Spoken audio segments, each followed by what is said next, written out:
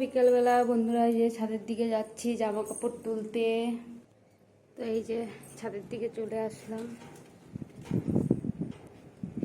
তো ওয়েদারটা খুব সুন্দর ছিল আজকে, কিন্তু এই এখন দেখছি একটু ওয়েদারটা মেঘলা মেঘলা হয়ে গেছে।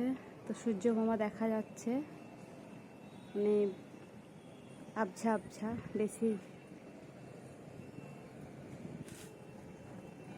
তো এই যে কার্পেটটা কাঁচা হয়েছে, তুলে নেব।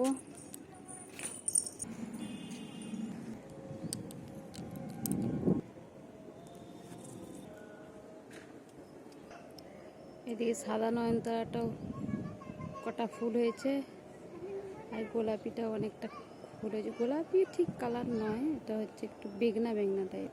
তো এই যে, তো বন্ধুরা জামা কাপড় তোলা হয়ে গেছে। তো এরপরে বড়মশাইয়ের জন্য চা করতে যাব, নিচের দিকে যাচ্ছি বন্ধুরা। তো কার্পেটটা প্রচুর নোংরা হয়েছিল, ওই জন্য কাঁচা হলো। তো বন্ধুরা জামা কাপড় শুকনো হয়ে গেছে, নিচের দিকে যাব। তো বন্ধুরা নিচের দিকে চলে এসেছি। তো এই যে রান্নাঘরে চলে আসলাম, বড়মশাইয়ের জন্য একটু চা বানিয়ে দিই ঝটপট, তারপর চা বানিয়ে বিশ্রাম করব। তো বন্ধুরা বড়মশাইয়ের চাটাও কমপ্লিট হয়ে গেছে। তো এরপরে তাকে চাটা ফ্লাক্সে দিয়ে দেবো, তার চাটা। তো বন্ধুরা বড়মশাইয়ের চা ফ্লাক্সে ভরে দিয়েছি, তো তাকে ডেকে দেবো। তো তাকে ডেকে দিয়ে আমি একটু বিশ্রাম করবো, সারা আবার সন্ধ্যাবেলার কাজ। তো বন্ধুরা এখনকার মতো টাটা, সকলে সুস্থ থেকো, ভালো থেকো, টাটা বন্ধুরা।